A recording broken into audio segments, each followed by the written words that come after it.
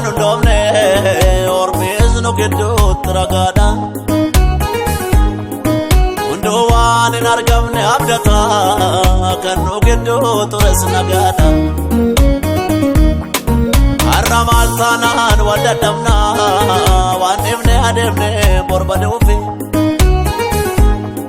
Nama qaamni nu eeggannu suni Yesuus waaqarraa deebi'uufi. Kaleessa jalalaan hundoofne ormis waa'ee keenya ragaadha. Hunduu waan hin argamne abdataami kan nu gidduu ture.